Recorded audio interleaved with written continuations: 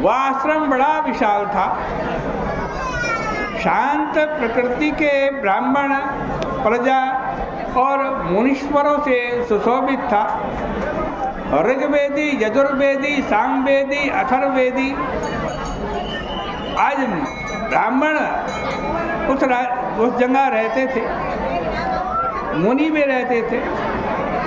पर्वत मुनि जहाँ बैठे थे ऐसा लगता था मानो कोई दूसरे ब्रह्मा जी बैठे हो।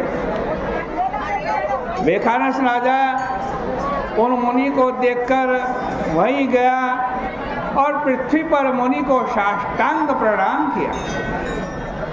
मुनि ने राज्य के 7 अंगों की कुशलता पूछी और कहा कि तुम्हारा राज्य निष्कंटक तो है और राज्य में सुख शांति तो है।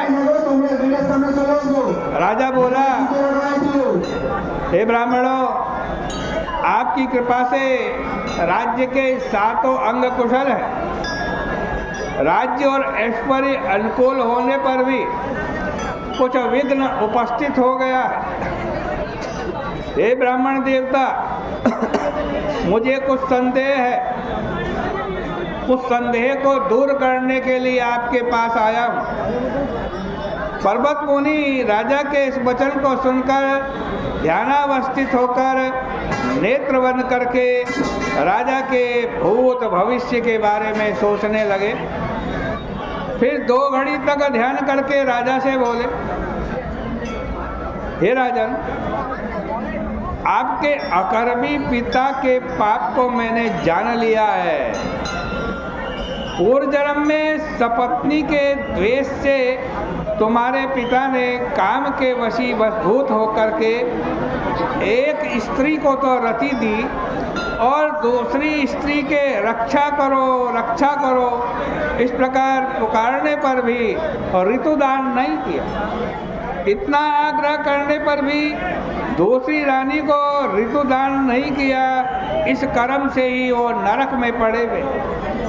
राजा बोला, हे मुने, किस व्रत और दान से उस पाप युक्त नरक से मेरे पिता का उद्धार हो सकता है, वो मुझे बतला। मुनि बोले, देखो, मार्गशीर्ष महीने में शुक्ल पक्ष में जो एकादशी आती है उसका नाम मोक्षदा एकादशी है। तुम सब लोग उसका व्रत करके उसका पुण्य पिता को दे दो। उसके पुण्य के प्रभाव से तुम्हारे पिता को मोक्ष मिलेगा। मुनि के वचन को सुनकर राजा अपने घर आ गया। हे भरत कुल में श्रेष्ठ, जब मार्गशीर्ष महीने की शुक्ल पक्ष की एकादशी की तिथि, मोक्षदा एकादशी की तिथि आई, तब स्त्री, पुत्र और रनिवास समेत विधि पूर्वक राजा ने व्रत किया। उसका पुण्य अपने पिता को दे दिया। उस पुण्य को देने से स्वर्ग से पुष्पों की वर्षा हुई।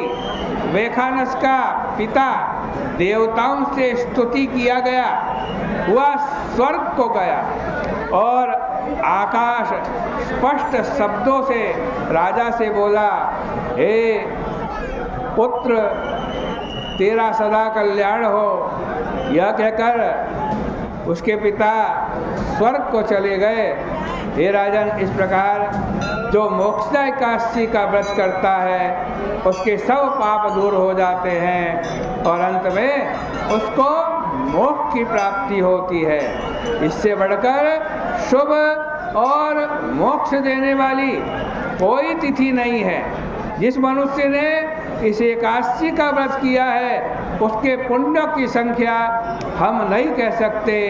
चिंतामणि की तरह वे स्वर्ग और मोक्ष को देने वाली एकादशी है। इस प्रकार से श्री मार्गशीर्ष शुक्ल एकादशी का महात्मा परिपूर्ण हुआ। श्री ब्रह्मांड पुराणे मार्गशीर्ष शुक्ल एकादशी व्रत महात्मा श्री कृष्णार्पणमस्तु। इसके पुण्य को हम भगवान के श्री चरणों में अर्पित करते हैं।